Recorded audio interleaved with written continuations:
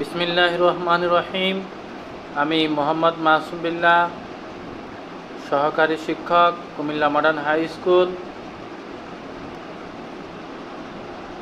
আজকের আলোচনা বিষয় হচ্ছে সপ্তম শ্রেণীর চতুর্থ পাঠ, সপ্তম শ্রেণীর চতুর্থ অধ্যায়ের নবম পাঠ, হিংসা। বিসমিল্লাহির রহমানির রহিম। আমি এখন আলোচনা করব সপ্তম শ্রেণীর চতুর্থ অধ্যায়ের নবম পাঠ, হিংসা।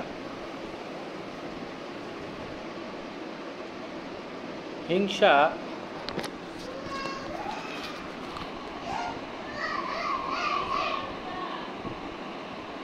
আরবিতে বলা হয় আল হাসাদু।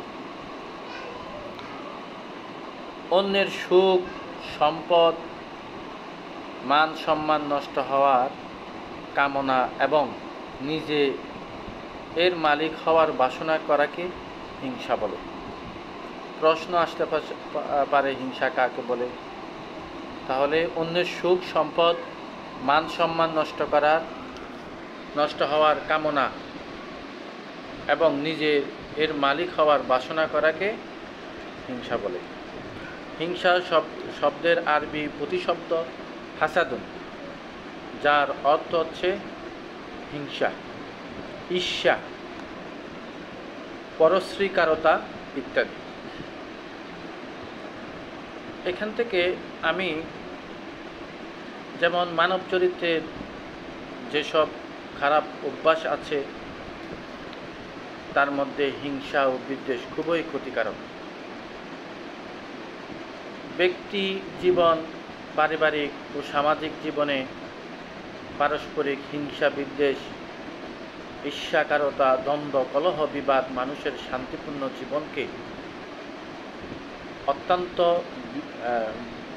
বিরক্তকর, দুর্বিষহ করে তোলে।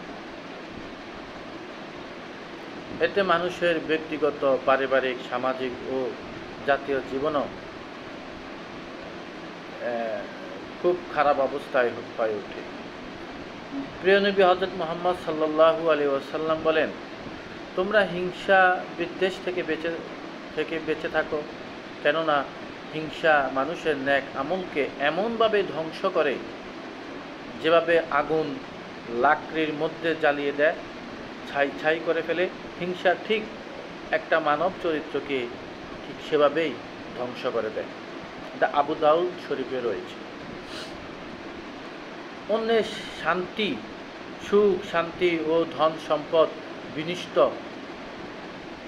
বা ধ্বংস করে নিজের মালিক হওয়ার কামনা, বাসনাকে আরবিতে হাসাদ বা হিংসা বলা হয়। ইসলাম অন্যের প্রতি হিংসা করা বা প্রতিহিংসা পরায়ণ হওয়াকে সম্পূর্ণরূপে হারাম বা নিষিদ্ধ করেছে। মানুষের মধ্যে পারস্পরিক হিংসা বিদ্বেষের স্থলে সামাজিক শান্তি ও সম্প্রীতি বজায় রাখার উদ্দেশ্যে পবিত্র কোরআনে আল্লাহ তাআলা সতর্ক করে বলেন, আল্লাহ নিজ অনুগ্রহে মানুষকে যা দিয়েছেন সেজন্য কি তারা তাদের ঈর্ষা করে? সূরা নিসা আয়াত ৫৪। হিংসা একটি ভয়ানক সংক্রামক ব্যাধি। মানুষ হীনমন মানসিকতা, সম্পদের মোহ, পদমর্যাদা, লোভ, লালসা থেকে হিংসা, বিদ্বেষ উৎপত্তি ও বিকাশ হয়। হিংসা, বিদ্বেষ মুমিনের নেক আমল ও প্রতিদানকে এবং নেক আমলের প্রতি তার আগ্রহী মনকে নীরবে ধ্বংস করে দেয়।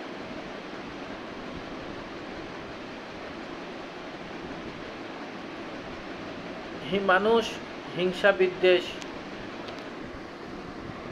লোভ, লালসা,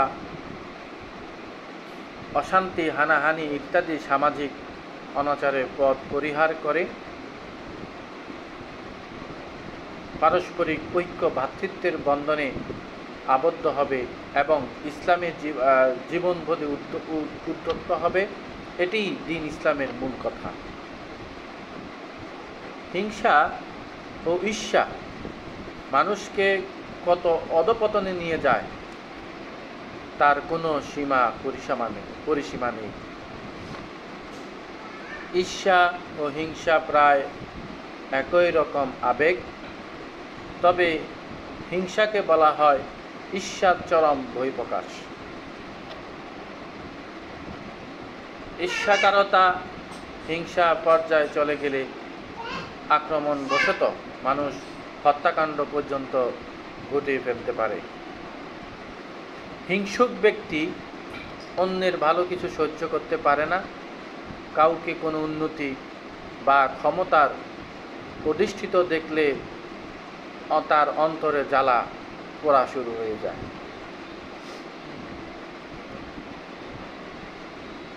এইরকম আচরণ ইসলামের পরিপন্থী।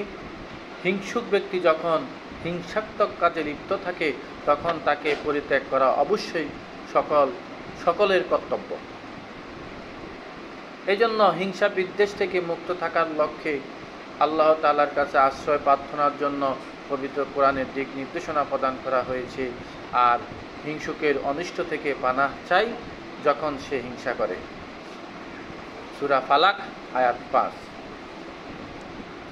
দৈনন্দিন জীবনে হিংসার বহুবিধ কারণ, যেমন পারস্পরিক ঈর্ষাপরায়ণতা, পরশ্রীকারতা, শত্রুতা, দাম্ভিকতা, নিজের অসৎ উদ্দেশ্য নষ্ট হওয়ার আশঙ্কা, নেতৃত্ব বা ক্ষমতার আকাঙ্ক্ষা, অনুগত লোকদের যোগ্যতা সম্পন্ন হয়ে যাওয়া এবং কোনো সুযোগ সুবিধা হাসিল হওয়া, ব্যক্তি বা গোষ্ঠীর নিচুতা বা কার্পণ্য প্রভৃতি বিদ্যমান।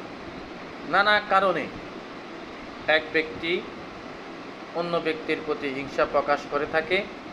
প্রিয় নবী হযরত মুহাম্মদ সাল্লাল্লাহু আলাইহি ওয়াসাল্লাম সতর্ক করে দিয়ে বলেছেন, তোমরা অন্যের প্রতি মন্দ ধারণা পোষণ করা থেকে বেঁচে থাকবে, কেননা এরূপ ধারণা জঘন্যতম মিথ্যা।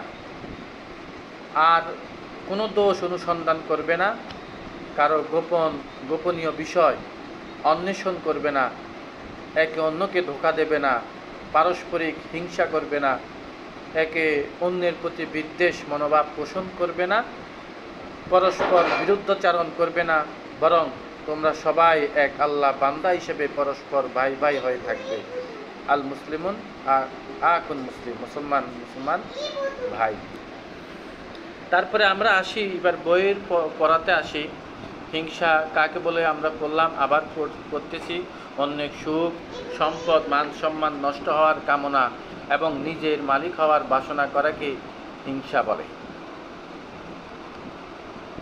তোমরা অবশ্যই ডিসপ্লেতে দেখতে পাচ্ছ, আমি চেষ্টা করছি তোমাদেরকে দেখানোর জন্য। এবার দেখো অপকারিতা।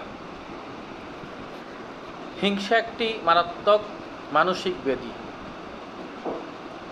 হিংসা বহু কারণে সৃষ্টি হয়, যেমন শত্রুতা, লোভ, অহংকার, নিজের অসৎ উদ্দেশ্য নষ্ট হওয়ার আশঙ্কা। তারপরে আমি আরেকটু তোমাদেরকে দেখাচ্ছি। তারপর দেখো নেতৃত্বের লোভ। আমি একটু তোমাদেরকে দেখাচ্ছি। নেতৃত্বের লোভ, এইসব কারণে এক ব্যক্তি অপর ব্যক্তির নেতৃত্বের লোভ ইত্যাদি। এইসব কারণে এক ব্যক্তি অপর ব্যক্তির প্রতি হিংসা বিদ্বেষ করে থাকে। ইসলামে কাজগুলোকে হারাম করেছেন। প্রশ্ন আসতে পারে, ইসলামে কি কোন কোন জিনিস হারাম করেছেন? এরকম প্রশ্ন আসতে পারে। হিংসার অপকারিতা সীমাহীন। আমরা দেখবে এখানে এই যে হিংসার অপকারিতা সীমাহীন। হযরত আদম আলাইহিস সালামের মর্যাদা দেখে ইবলিস তার প্রতি হিংসা করে, ফলে সে অভিশপ্ত হয়, আল্লাহ তাআলার দয়া থেকে বঞ্চিত হয়।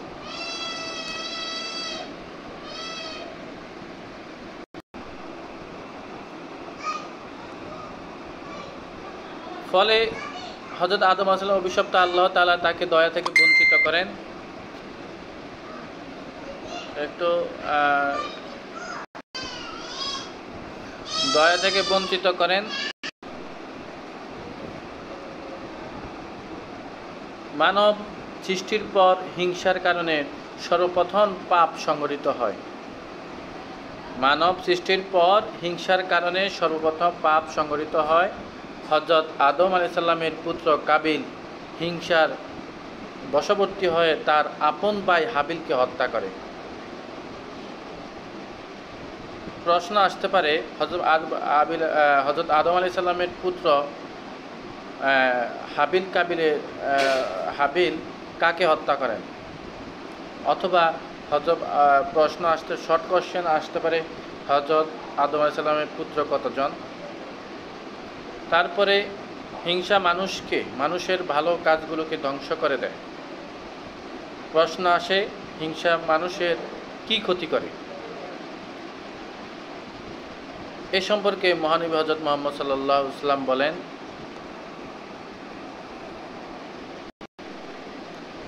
ইন্নাল হাসাদা ইয়াকুলুল হাসানাতি কামা তাকুলুন নারুল হাতাবা। অর্থ, আগুন যেমন শুকনা কাঠকে জ্বালিয়ে ছাই করে দেয়, হিংসা তেমনি পুণ্যকে ধ্বংস করে দেয়। ইবনে মাজাহ। তাহলে কি বুঝলাম? হিংসা এতই খারাপ, এতই নিকৃষ্ট যে আগুন যেভাবে লাকড়িকে জ্বালিয়ে ছাই করে দেয়, হিংসা ঠিক তেমনি মানুষকে জ্বালিয়ে দেয়। তারপরে হিংসা মানুষের শান্তি বিনষ্ট করে। আমরা এখানে একটা প্রশ্ন আসতে পারে যে হিংসা মানুষকে ধ্বংস করে দেয়, এর একটি হাদিস লিখো। তখন আমি তোমাদেরকে একটা আন্ডারলাইন করে দেই, তখন এটা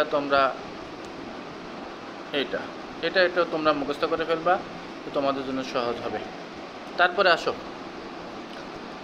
হিংসা মানুষের শান্তি বিনষ্ট করে।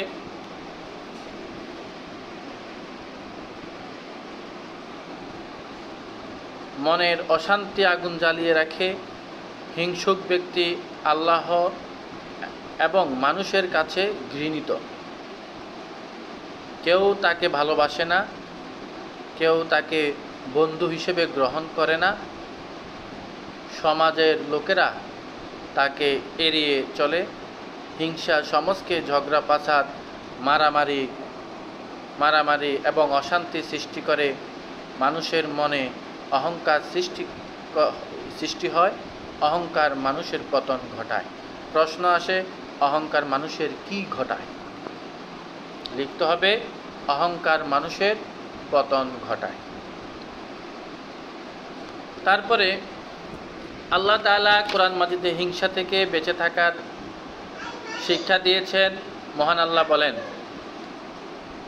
ওয়ামিন শাররি হাসিদিন ইজা হাসাদ, ওয়ামিন শাররিন হাসিদিন ইজা হাসাদ।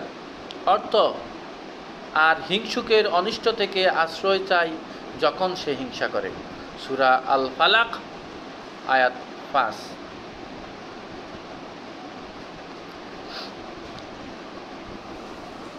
আল্লাহ তাআলা হিংসা বর্জনকারীকে ভালোবাসেন। প্রশ্ন আসে, আল্লাহ তাআলা হিংসা বর্জনকারীকে কি করেন, বা হিংসা বর্জনকারীকে কি করেন? লিখতে হবে, ভালোবাসেন। হিংসা বর্জনকারী জান্নাত লাভ করবেন। প্রশ্ন আসতে পারে, হিংসা বর্জনকারী কি লাভ করবেন? প্রিয় নবী একবার তার সাহাবীকে জান্নাতি বলে ঘোষণা দেন। তিনি কি আমল করেন এই সম্পর্কে জিজ্ঞাসা করা হলে তিনি বলেন, আল্লাহ তাআলা যাকে কোনো উত্তম বস্তু দান করেছেন, আমি তার প্রতি কখনোই হিংসা পোষণ করি না। ইবনে মাজাহ। তাহলে আমরা আবার পড়ি কি? তিনি কি আমল করেন এ সম্পর্কে জিজ্ঞাসা করা হলে তিনি বলেন, আল্লাহ তাআলা যাকে উত্তম বস্তু দান করেছেন আমি তার প্রতি কখনোই হিংসা পোষণ করি না। ইবনে বাজার। সুবহানাল্লাহ। আচ্ছা, তারপর আমাদের প্রতিজ্ঞা হওয়া উচিত আমরা হিংসা করব না, নিজের ক্ষতি করব না, সমাজের শান্তি বিনষ্ট করব না। আর আমরা যেহেতু একজন মুসলিম কখনো হিংসুক হতে পারে না। আত্মার রোগসমূহের মাঝে অন্যতম একটি হচ্ছে হিংসা। হিংসার কারণে ভিতরে ভিতরে জ্বলতে থাকে, কোনো কোনো গুণ তার সহ্য হয় না। এজন্য কারো ভালো কিছু দেখলেই তার শত্রুতে পরিণত হয়, শত্রুতা করাই হয় তার কাজ। হিংসার কাজে হলো শত্রুতা। ঠিক ইবলিস শয়তানের মতো। ইবলিস যখন আদমের গুণ দেখতে পেল তখনই সে তার শত্রু হয়ে গেল। হিংসা থেকেই সে বলল, আনা খয়রুম মিনহু, আমি তার চেয়ে ভালো। কে বলছে? শয়তান। কাকে বলছে? আদমকে। এখন কি বলছে? সে শয়তান হিংসা থেকে বলছে, আনা খয়রুম মিনহু, আমি তার চেয়ে ভালো। কার চেয়ে? আদমের চেয়েও শয়তান ভালো। শয়তান, হে মাবুদ, তুমি তাকে আমার উপর শ্রেষ্ঠত্ব দিয়েছ। শয়তান বলছে, আল্লাহকে বলছে, হে মাবুদ, তুমি তাকে আমার উপর শ্রেষ্ঠত্ব দিয়েছ, আমি তার বংশধরদের পথভ্রষ্ট করে ছাড়ব। এটা কোরআনে বনু ইসরাইল আয়াত 62। হযরত আদম পৃথিবীতে আসলেন, তার সন্তানদের ভিতর শয়তানের এক পচা গুণটি সংক্রমিত হলো। কাবিল হিংসা করলো হাবিলকে, হিংসা জলে নিজের ভাইকে হত্যা করতে বাধ্য হলো। এখন নিজের ভাইকে হিংসার কারণে কবলে পড়ে। তারপর হিংসা এক রোগ যা সুস্থ মানুষের মন বিগড়ে দিতে দেরি করে না। বিবেচনা বোধ একেবারে লোপ পায়, বিবেক বলে কিছুই থাকে না হিংসুকের। নবীর সন্তান হয়েও হিংসার কারণে কি জঘন্য কর্ম করেছিল ইউসুফ আলাইহিস সালামের ভাইয়েরা। তারা বলল, পিতার কাছে ইউসুফ ও তার ভাই আমাদের চেয়ে বেশি প্রিয়।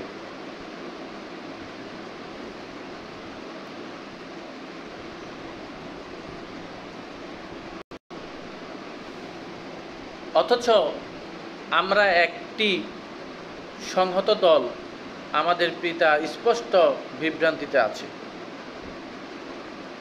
তোমরা ইউসুফকে হত্যা করো অথবা তাকে কোথাও ফেলে আসো, ফলে আমাদের পিতার দৃষ্টি শুধু আমাদের প্রতি বিনষ্ট হবে, তারপর তোমরা ভালো মানুষ হয়ে যাবে। সূরা ইউসুফ আয়াত 8 থেকে 9।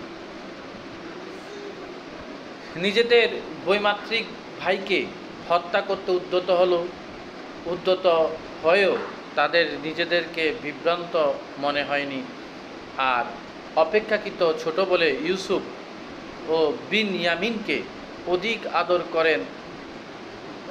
করেন বলে ইয়াকুব আলাইহিস সালামে বিভ্রান্ত করে ফেলল।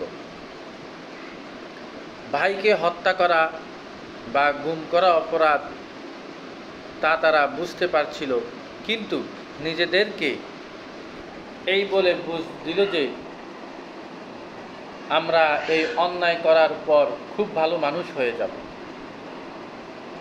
ভাইকে খুন করার পর বা হত্যা করার পর বা ফেলে আসা দিয়ে পর তারা ভালো মানুষ হয়ে যাবে। একটা অপরাধ করবে, কিসের থেকে? হিংসা থেকে। হিংসুক এমনই হয়, তার স্বভাব বুদ্ধি লোপ পায়, যে করেই হোক অনিষ্ট সাধন করে সে শান্ত হয়। এজন্য আল্লাহ সুবহানাহু তাআলা হিংসুক থেকে আশ্রয় নিতে শিখিয়েছেন। আল্লাহ ইরশাদ করেন, ওয়া মিন শাররি হাসিদিন ইযা হাসাদ, আর আমি প্রভুর নিকট আশ্রয় নিচ্ছি হিংসুকের অনিষ্ট থেকে যখন সে হিংসা করে। সূরা ফালাক। রাসূলুল্লাহ সাল্লাল্লাহু আলাইহি সাল্লাম বলেন, খবরদার হিংসা থেকে বেঁচে থাকো। হিংসা সব নেক আমল খেয়ে ফেলে, যেমন আগুন শুকনো কাঠ ঘাস খেয়ে ফেলে। আবু দাউদ শরীফে আসছে। সত্যি হিংসা আগুনের মতোই হিংসুকের পেটের ভিতর জ্বলতে থাকে। হিংসুকের হিংসাকে পরোয়া না করে সে আগুন হিংসুকে জ্বালিয়ে ছারখার করে দেয়। এজন্য কেউ হিংসা করলে তাতে খুব বিচলিত হবার কিছু নেই। হিংসাকারী ভালো কোনো কিছু করার ক্ষমতা রাখে না, সে শুধু নষ্ট করতে জানে, জ্বালাতে জানে। জ্বালানোর মতো কিছু না থাকলে নিজের ভিতরে জ্বলতে থাকে। তাকে জ্বলতে দেওয়া উচিত, তুষের মতো সে জ্বলুক। বুজুর্গরা আগের দিন মুরব্বীরা বা বুজুর্গরা বড় বড় আলেমরা দোয়া করতেন, হে আল্লাহ, আমাকে যেন মানুষ হিংসা করে, আর আমি যেন কাউকে হিংসা না করি। এর অর্থ হচ্ছে, আমাকে অনেক গুণের আধার বানাও, আমার গুণ দেখে সবাই হিংসা জ্বলে, আর আমার ভিতরে কোনো অপরিপূর্ণতা রেখো না। অপরিপূর্ণতা থাকলে তো আমি অন্যকে হিংসা করব। দেখছেন কত বড় কথা। আমার ভিতরে কোনো অপূর্ণতা রেখো না। অপূর্ণতা থাকলে তো আমি অন্যকে হিংসা করব। আপনার ভেতর যখন গুণ থাকবে তখন লোকেরা আপনাকে হিংসা করবেই। এ নিয়ে আপনার জন্য দুশ্চিন্তা কিছুই নেই, বরং কেউ হিংসা করলে আপনার খুশি হওয়া উচিত। যখন আপনার ভিতর কোনো গুণের অভাব থাকে তখন আপনি অন্যের ভিতরে সে গুণ দেখে তাকে হিংসা করবেন। আরব কবি বলেন, একটা দিন কোনো হিংসুকের হিংসা থেকে মুক্ত থাকা খুবই মন্দ কথা। নিকৃষ্ট মানুষকেই কেউ হিংসা করে না। হে খোদা, আমি যেন এমন নিকৃষ্ট না হই যে আমাকে আর কেউ হিংসা করে না। সত্যি অযোগ্য অপদার্থ লোকদের কেউ হিংসা করতে যায় না। প্রিয় ছাত্রছাত্রীরা, এজন্য হিংসা না করে নিজেকে এমনভাবে গড়ে তুলতে হবে যেন অন্যেরা সবাই তোমাদেরকে হিংসা করতে পারে। হিংসুটে না হয়ে হিংসার পাত্র হওয়ার চেষ্টা করো।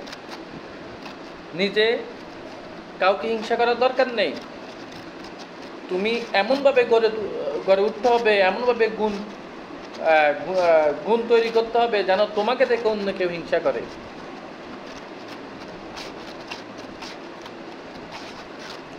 রাসূলুল্লাহ সাল্লাল্লাহু আলাইহি ওয়াসাল্লাম বলেন, ঈমান ও হিংসা কারো ভিতর একত্র থাকতে পারে না। রাসূলুল্লাহ সাল্লাল্লাহু আলাইহি ওয়াসাল্লাম কি বলেন? মুসলিম শরীফে আসছে,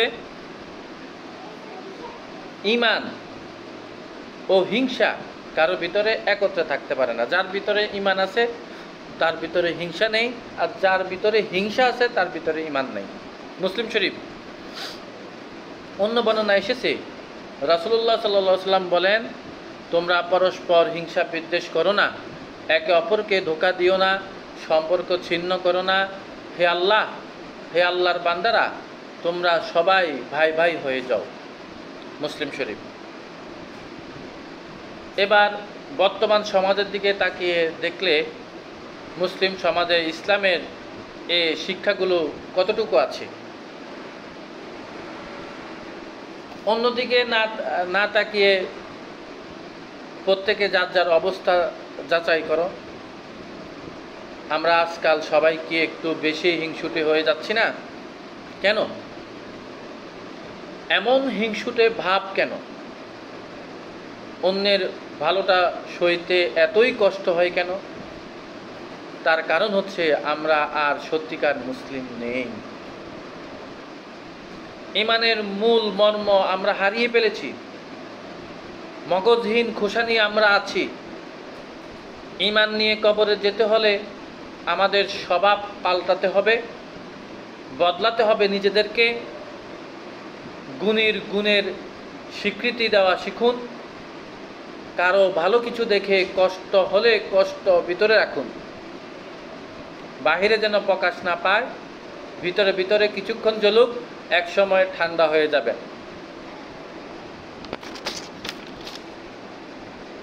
নিজের চিকিৎসা নিজেকেই করতে হবে। নিজেকে গড়ার কাজ করলে এসব রোগ বাসা বাঁধতে পারবে না। একজন ঈমানদার কখনো অন্যের ভালো দেখে হিংসা করতে পারে না। অন্যের সুখে সুখী হওয়া ঈমানদারের লক্ষণ। আল্লাহ সুবহানাহু তাআলা আমাদের সবাইকে হিংসার দোষ থেকে রক্ষা করুক। আমিন।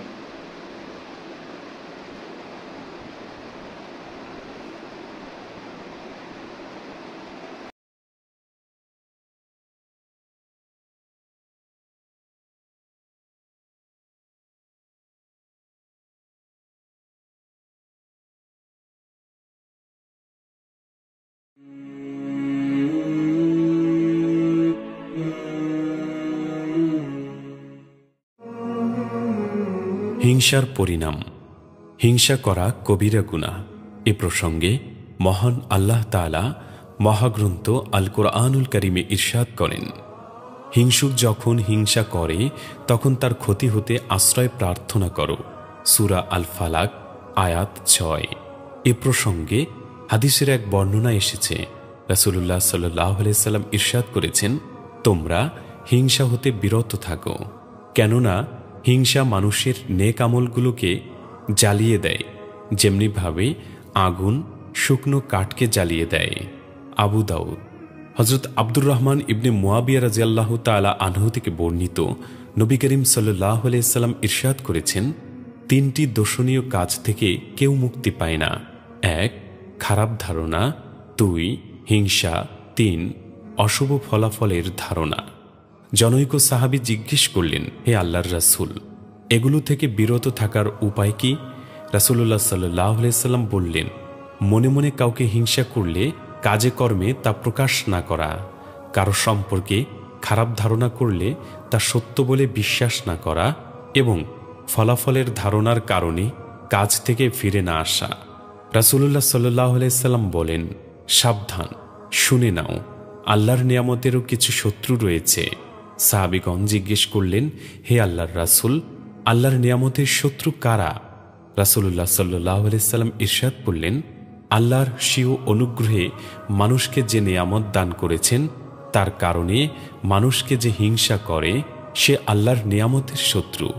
হিংসা করে মানুষের অগ্রগতি থামানো যায় না, নিজের মানসিক যন্ত্রণা বৃদ্ধি পায়।